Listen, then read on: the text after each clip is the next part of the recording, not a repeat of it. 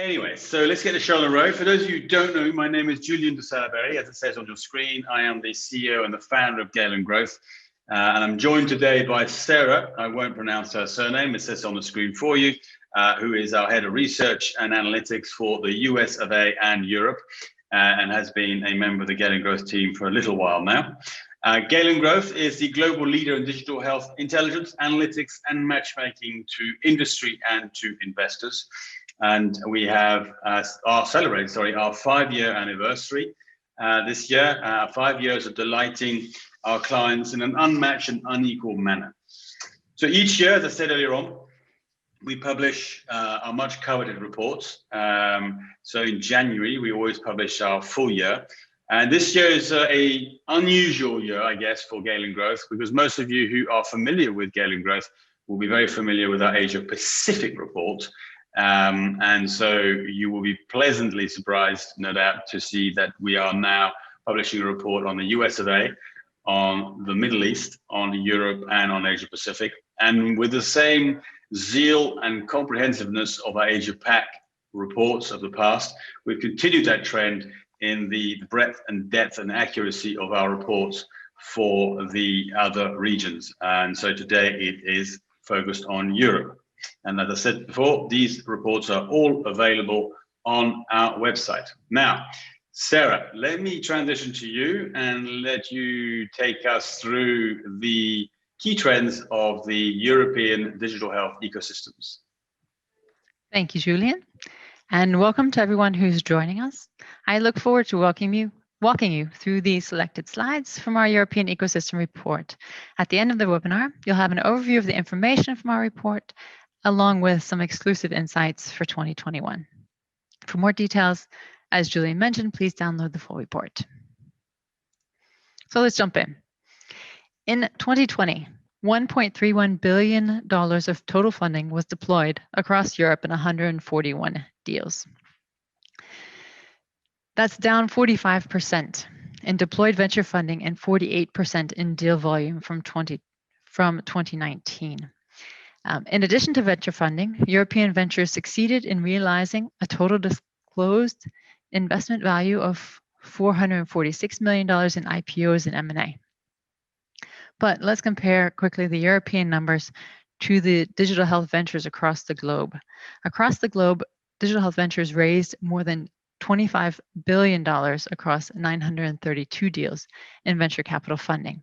That's an increase globally of 34%. So compared to Europe, which decreased by 45%, globally, digital health ventures increased by 34%. And we're going to take a jump and understand a little bit better this whole global context and comparison of ventures. What you see is across the last 5 years, the funding raised in the Middle East, Europe, Asia Pacific, and the United States. And you can see from the small blue bar in 2020, European key markets represented 5% of the total global funds deployed globally. That's a decrease of 25% year on year as far as the percentage of global funding. The Middle East represents 2% of the global market in 2020. Asia, 25%, and the United States, 68% of the global market. Now, as we mentioned, Europe closed down 45% from venture funding, and we can compare that. Middle East closed down 16%, so both Europe and the Middle East both decreased the amount of venture funding in 2020, whereas Asia Pacific, in particular China, plays the biggest role in the Asia Pacific. APAC closed 25% higher year on year, and the United States closed up 59% year on year. So we really see the lion's share of the funding, and the increase in funding is coming from China and the United States. The global picture looks much different than the picture in Europe. And we predict really that the US and China will continue to surge as far as funding because IMF recently released their prediction that Europe will lag behind in economic recovery due to the pandemic at the beginning of 2022. So this lagging behind economically will most likely have an effect on the venture funding in digital health as well.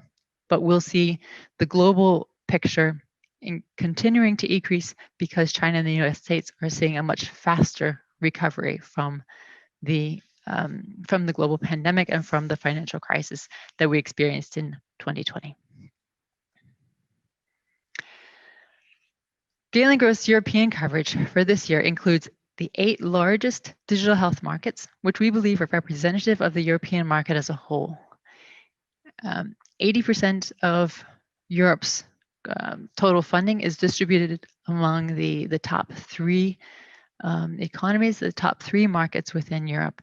And the United Kingdom takes number 1 spot with 45% of Europe's digital health funding. France takes the number 2 spot with 20.2% of the European funding. Both the United Kingdom and France decreased their funding for 2020. They both had less funding than in 2019, whereas Germany increased funding and had a total of 13.7% of the European market. Now, also increasing funding were Sweden, Finland, Denmark, and Spain. The Nordic countries, Sweden, Finland, and Denmark, were particularly strong. And at Galen Growth, we look forward to following the Nordics. We will be including them in our Health Tech Alpha database in 2021, and we look forward to seeing what they're going to do in 2021.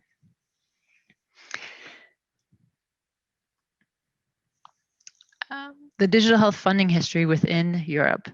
The first quarter of 2020 was the strongest quarter for Europe, with $580 million of funding deployed. After the first quarter, the deal volumes decreased, and the amount of funding also decreased per quarter on quarter.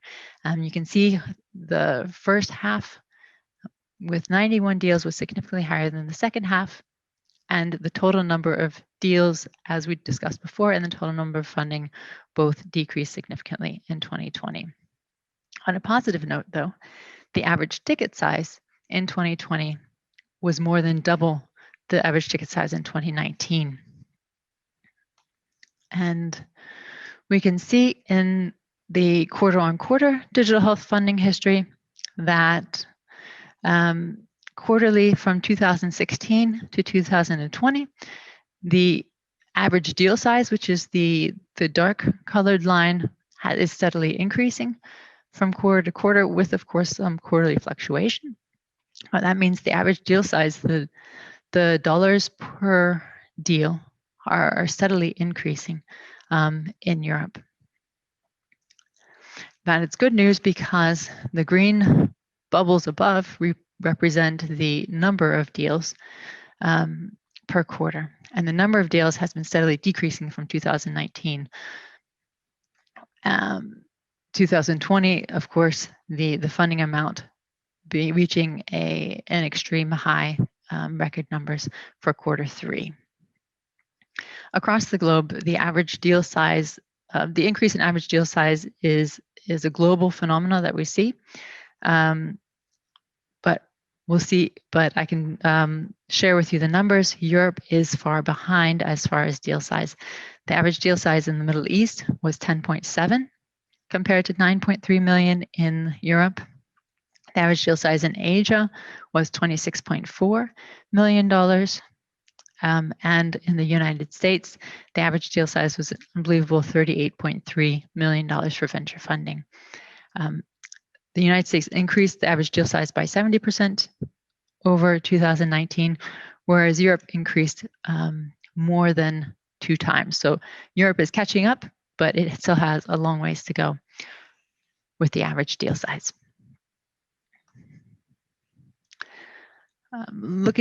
Next, we'll take a look at the funding by stage. Funding within Europe spread mainly across Series A through Series C, indicating that there wasn't a strong preference for more mature ventures, which is what would be expected within a financial crisis year. A financial crisis will typically create capital flight to safety or quality so that late stage deals are more attractive than early stage deals. So the drop in growth stage and late stage deals is, we think, due to an immature private funding ecosystem and the dominance of public funding, which is typically centric to early stage. Again, the lion's share of funding in Europe is from government schemes, and those tend to prefer the early in series or the earlier stages of funding. And we can clearly see that when we look at the top 5 most active investors in Europe. 3 out of the top 5 are either fully or partially government funded. Those 3 being BPI France, High-Tech Kundefonds, and Innovate UK. So Europe has a long ways to go to develop the venture funding ecosystem that we see in other parts of the globe. Okay, jumping out of pure funding quarter on quarter, and let's look at the digital health clusters. For those of you who are very familiar with Galen Growth, you know that we have a very structured and a very strict way of classifying ventures by clusters, digital health clusters, and those clusters are made up of different categories. For those of you who are not familiar with our taxonomy with the clusters and categories, I suggest that you take a look into our research report. And towards the back of the report, you'll see the digital health taxonomy, which explains what different categories are within the different clusters to help you understand a little bit better how we look at the digital health space. But I'll help you understand this slide as we go along. Telemedicine here topped to the charts for the digital health clusters in 2020. Overall, the funding deployed across the top 5 funding clusters made up 60% of the $1.13 billion released in 2020. Excuse me. Telemedicine topped the charts in both Europe and in the US, so it had a strong year in 2020. Whereas Europe typically stands out with ventures in the fields of research, the funding deployed in the research cluster dipped by 76% last year. So within telemedicine, we're talking about telehealth, teleconsultation, telesurgery, and telepathology. The number 2 spot was filled by research. And research within the digital health context means drug discovery using artificial intelligence and big data, next generation sequencing, genomics related research, and clinical trials. The number 3 spot taken by wellness. And within the wellness cluster, we have the categories of wellness apps, wearables, and smart enabled equipment, wellness information platforms. Patient solution took the number 4 spot. Patient solutions include digital therapeutics, patient self-diagnosis, and disease management. And finally, the 5th spot was InsurTech, encompassing both insurance as well as claim management and payments. The other category was rather small, or took 1/3 of the total funding, and including the others category is medical diagnostics. Medical diagnostics, if you've looked at our full report, it was actually one of the highest categories for the number of deals, but the ticket size in this category was much lower.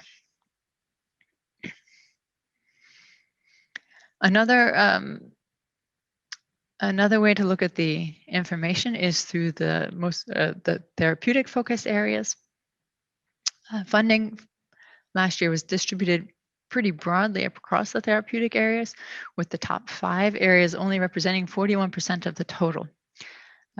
So the broad distribution meant that many therapeutic areas were receiving funding last year.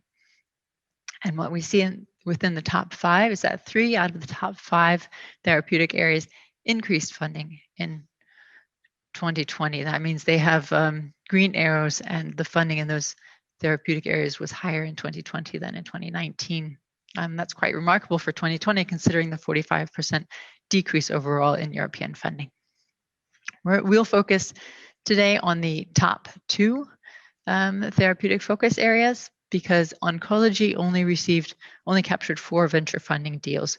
So in comparison, mental health captured 18 deals, and we'll look at the how mental health segment has grown from purely early stage ventures in 2016, and as you see, the funding stages have migrated from the early stage through Series A to now encompassing at least one Series B funding event.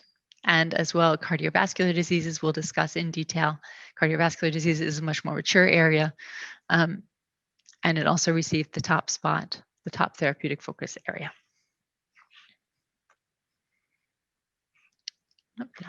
Okay, so once again, we'll deep dive into 3 different areas.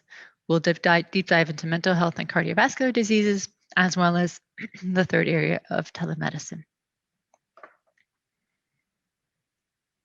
So, in the mental health field, you can see from the total year-on-year funding history that mental health has been continuously increasing the amount of venture funding received from 2016 to 2020, with 2020 seeing a 2.4 times increase over 2019. So it increased significantly in 2020, although the number of deals actually decreased in 2020. So the value propositions that we saw really taking over in these particular, in the field of mental health, were adherence, prevention, and treatment. And those 3 value propositions were catapulted to the front because awareness decreased by 10 percentage points compared to 2019. So the ventures were focused not as much as on awareness in 2020, rather on adherence, prevention, and treatment. The largest deal within the mental health area was captured by Koa Health. Koa Health is a spinoff from Telefonica. Koa Health spun off last fall, and Koa Health is also currently going through another funding round, a $30 million funding round that will be closed this spring. And here in Basel, we like to support our own ecosystem. Basel's own MTIP growth investor is one of the major VCs for Koa Health. So we'll be looking forward to seeing how that deal evolves over the next few months. Okay, the other ventures within the mental health area, we're going to look at a few other ventures just to give you an idea of how those ventures are incorporating these different value propositions. In particular, these are 3 ventures that have raised significant funding in 2020. Medtopia, for example, is developing wellness apps. Wellness apps in the field of prevention. They describe their apps as being a mental coach, helping you reduce stress, build mental resilience. So they're focusing on the prevention value proposition. Oxford VR is a venture out of the UK. They are focusing on virtual reality for treatment in the field of mental health. And Unmind is a population health management platform that's rolled out to employers and workplaces for prevention and awareness. So you see how these different value propositions are being used by the ventures and how they work. All 3 of these ventures did receive Series A funding last year. As mentioned, the mental health therapeutic area is not as mature as what we're going to look at next, and that is cardiovascular disease. Cardiovascular disease, again, looking at the year-on-year funding history, increased 3 times over and received 13 deals in 2020, a relatively low amount of deals considering that cardiovascular diseases received the top spot in the different therapeutic areas. Again, the value proposition for the ventures within cardiovascular diseases changed significantly in 2020. The diagnosis and adherence value propositions, the diagnosis value proposition increased significantly with 8 percentage points, adherence and treatment both increased by 4 percentage points. But diagnosis and adherence together encompass approximately the top 50% of venture funding or venture, deal volumes within cardiovascular diseases. Again, let's look at the ventures to understand the penetration of digital health in cardiovascular ventures. RoboCath, our first venture spotlight, is focused on telesurgery with robotic solutions to treat cardiovascular diseases. So they look at the treatment value proposition. Cardiologs is focused on the diagnosis value proposition. They are using medical grade artificial intelligence and cloud technology for diagnosis. And Sensome focuses on remote monitoring devices for adherence. Again, RoboCath and Sensome here are more mature ventures with later stage funding rounds under their belts. Coincidentally, I think they're all three French ventures. There are, of course, other ventures from other geographic locations in cardiology. Okay, we will finish our deep dives with telemedicine. Telemedicine was obviously a very popular topic in 2020 with the lockdowns and people not being able to reach the doctors. Globally, telemedicine saw a big boost by the pandemic, and but it wasn't. We can't only attribute the high amount of funding to the pandemic, and that's because you can see the funding in 2020 increased by about 4 times over 2019. But the highest funding deal within telemedicine occurred in January 2020, which is mostly before the pandemic and the effects of that hit Europe. So there was a Series C funding round closed in January by CRI, which operates in the name of Livy in UK and France. And that started off the telemedicine funding for the year and was the primary source of, or the primary venture funding event that landed telemedicine in the top position. If we look at the value proposition again, treatment and adherence both increased their deal volume share significantly to reach the top 2 spots.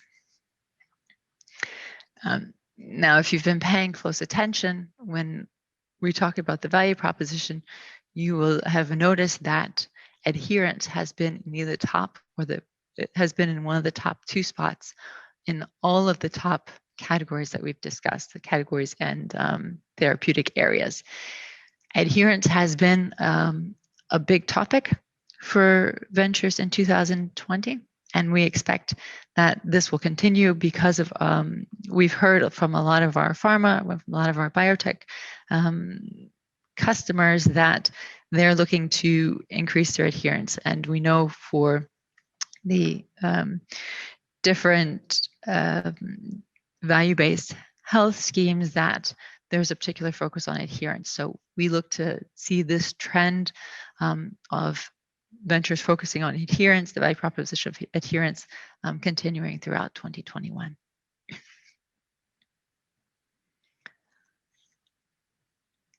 Okay, coming back to the overall investment view for Europe. Overall, it was a rough year in Europe. In addition to the global pandemic, which had a strong influence on the numbers, Europe also faced the uncertainty of Brexit. And that left many people wondering what the impact would be on the healthcare industry up until the last week of December. So there was a lot of uncertainty there. We would really like to think positive about the outlook for this year, but so far 2021 seems to have gotten off to a slow start. With only 3 more days left in January, we're far behind on investments. We've only seen 8 investment deals in 2021 compared to 18 that we saw in January of 2020 and 29 of January 2019. And we can contrast this to the global investment picture. Globally, there have already been $19.2 billion of venture funding, M&As, and listings. This is an incredible number, and it's 7 times what we saw in January 2020 for global funding. So again, Europe is lagging behind, and with the IMF recent predictions that Europe will be slower to recover from the economic crisis, from the financial crisis, we expect that the US and China will excel and still maintain their top spots in 2021. But we want to end on a positive note. There's good news for digital health, especially in the area of digital health apps in Europe. In September last year, Germany's BfArM approved the first prescription digital health application reimbursement. The DiGAs, which they call, can be either mobile or web applications. And since the approval of the first reimbursement in September, a total of 10 DiGAs have been approved for reimbursement. And France approved its first app for medical reimbursement in July. And just 1 week ago, Belgium also introduced a path of reimbursement for digital apps. So we hope this will give some momentum for digital health ventures and investors in 2021. And with that, that includes the insights into our 2020 European Ecosystem Report. Here at Galen Growth, we look forward to covering the European digital health market in 2021. Back to you, Julian. Thank you, Sarah. Thanks for your excellent rapid gallop, let's say, through what has been a busy year in 2020, but it's a disappointing year for digital health in Europe, particularly when contrasted with the USA setting a new record despite the pandemic, and in Asia recovering quickly and ending strong as well. It's always disappointing to see these type of numbers because I have absolutely no doubt that the quality of the innovation in Europe and the quality of the talent behind its innovation, I'm just disappointed by the risk averseness of the environment, particularly when a pandemic, for example, sets about. But that's, I guess, Europe's challenge to overcome if it is really going to embrace technology and the need for greater innovation to create greater productivity within the economies of Europe. Something that the newly elected US president has made very clear in the last 48 hours of his executive decrees, particularly around, say, clean tech and various other areas of innovation. We've not had too many questions, so please feel free to send your questions via the Q&A function. I replied to one a little bit earlier on, which was a good question, actually. It related to how did we think Brexit would impact the UK funding in 21 onwards. And it's a good question because certainly 2019 proved to be a very strong year for technology funding in the UK. And so, you know, a lot of people were wondering what the drivers of that were. And of course, the UK is a significant digital health ecosystem within Europe in terms of its volume, as well as, of course, the attractiveness of the innovation. And for those of you who may have missed it, certainly at Galen Growth, of course, we don't have a crystal ball, but we don't expect VCs to change their attitude. They're still looking for the good opportunities. So if it's good innovation and it's proven innovation, then it will attract funding. We do expect governments, and I think Sarah made a good mention of that, and we'll come back to that in a minute, as to the level of regulatory shift that is going on in European markets or by European governments in order to accommodate, facilitate, and accelerate the adoption of technology or certainly digital health innovation within their respective markets, and that's to be encouraged. But of course, some of the UK divorce from EU will force some structural changes in terms of the funds and how they manage themselves, but that's something that's out of scope for this conversation. Halil asked a question which I think you more or less answered, Sarah, but you might want to address it again very quickly, and that is, how friendly are local regulations towards digital health? Is there an EU-wide initiative towards supporting this space? I think you touched on some of the initiatives, but it might be worth just recapping general attitude, I guess, to digital health regulations in Europe, particularly of late. Sure. The reimbursement typically goes on a country basis. It's not European wide. And we just discussed that Germany, they passed regulation in 2019 already, but they only approved the first DIGAs, the digital applications, for reimbursement. The first one they approved last September. France has already approved its first app. However, France doesn't have a framework for approving. They do that on an application basis. And Belgium just approved a framework for reimbursement for their medical apps. So step by step, the countries are coming forward, but they are doing it on an individual basis and not as an EU as a whole.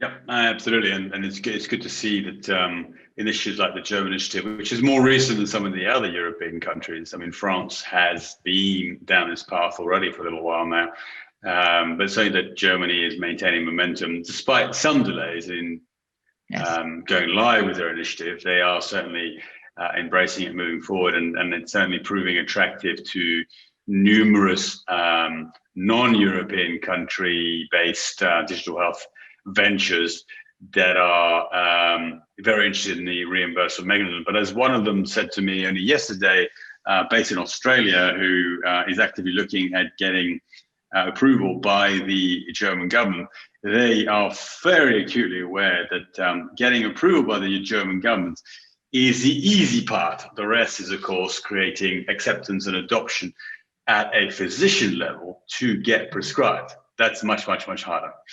There's another question here, which from Steve, which is a hard one to answer, I think, but I mean, just to get your thoughts,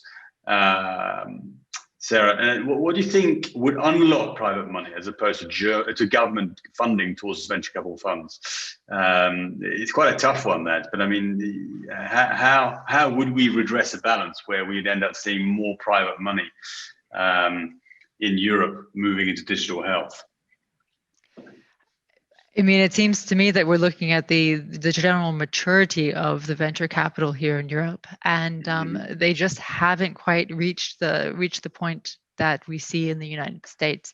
They haven't realized the potential fully as much as our Western neighbors have.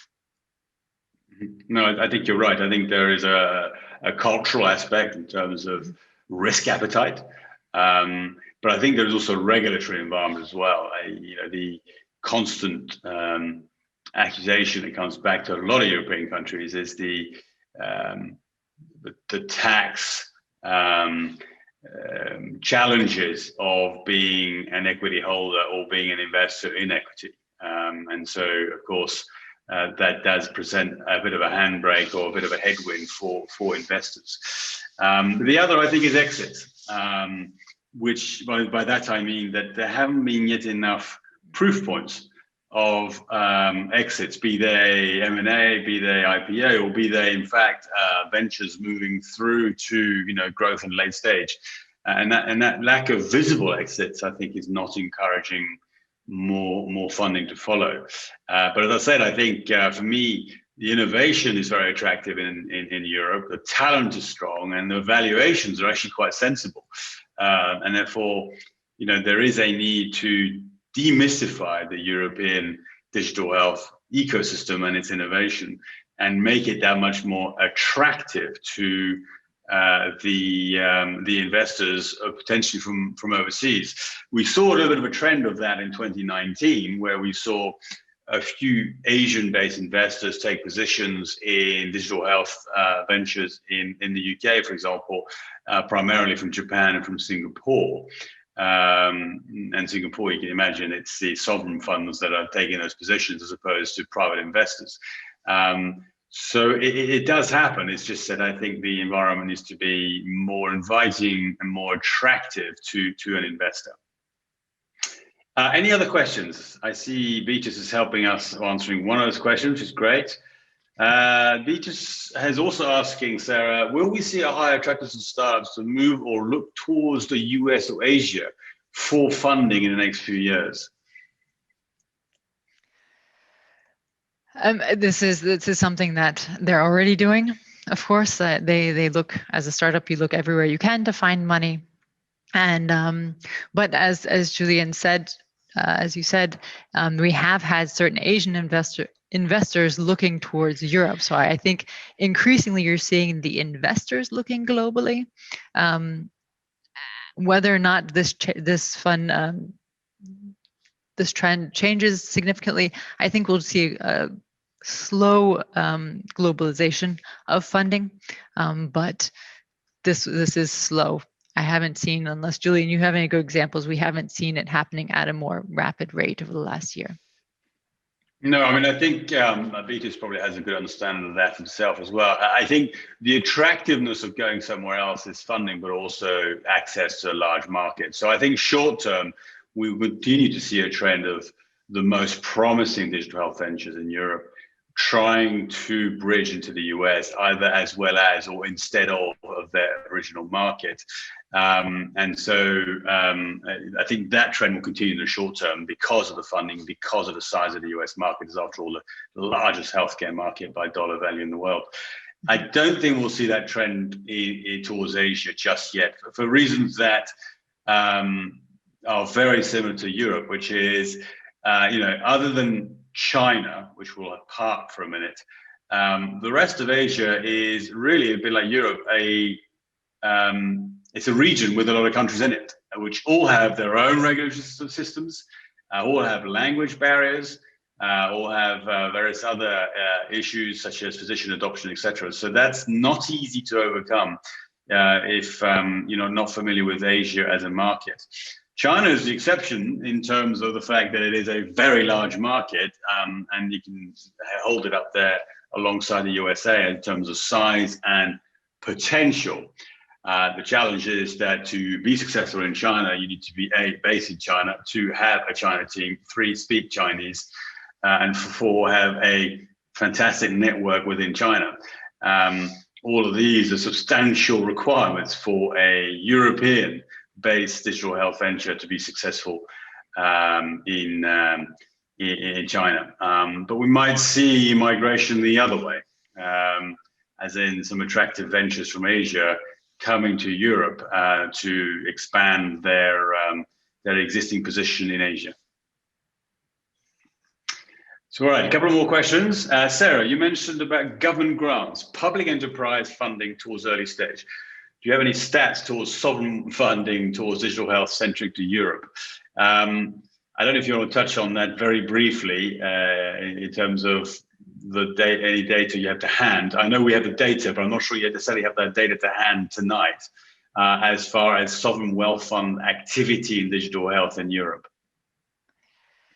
Hold on, let me understand the question again. Stats towards, so you want digital health centric to Europe. What percentage of the funding is coming from private? I presume he's interested in understanding what level of sovereign wealth fund investment is ongoing into digital health in Europe. So, for example, in 2019, we saw Temasek starting to take a few positions around Europe, similarly from Japan. But I don't think we have the data with us this evening. At the moment, no, unfortunately. But definitely something we could get out of our Health Tech Alpha database. Yep. So Raj, we do have the data, we just don't have it with us. So if you want to email us your question, then we'll be able to reply to your question directly. Next, Raj had another question which related to cross-border investments coming into the US from Europe in digital health arena. Very quickly, have you seen much of that from Europe to the US in terms of funds taking positions in the US? Yeah, we certainly do see it. Just because I ran across, I was talking about MTIP earlier. They do have, they invest in fund or in ventures in the US, so it definitely does happen. But with the European venture investors looking a bit on a smaller scale, not particularly making the large investments that you see in the US, you just don't hear much about them. Mm-hmm. Yeah, I mean, from my experience, I find investors tend to be very strong domestically. And will then need to make a significant decision that they wish to be an international play and establish satellite offices into other markets in order to operate domestically again. But there are, to your point, there are exceptions to that rule. Absolutely. I hope that helps, Raj. It's a good question and one that will need to be analysed in a bit more detail to be able to give you a precise answer. Raj says, for your information, we are specialised in this area. Slowly emerging, he says. So there you are. Okay, any final questions from anyone? I think we've more or less addressed all of our questions this evening, Sarah. So thank you for your contribution. And a big warm thank you to everyone this evening for your questions. It's always great to get some questions. It creates a bit of debate. It certainly shows a sign of life the other side of a Zoom link. As I said, if you do have any other questions, please feel free to write to us at info@galengrowth.com or via LinkedIn. Just find us, send us a message via LinkedIn, and we will do our best to get back to you fairly soon. But again, thank you for your support. Thank you for your interest, and please enjoy the reports. They're all available on our website research page. You'll find all 4 of the regions. So as I said, the US, Asia Pacific, Europe today, and the one that doesn't have a webinar but is available on our website is the Middle East. And I wish you all a great evening for those of you in Europe and a great rest of your day for those of you in the US. Thank you very much. Thank you.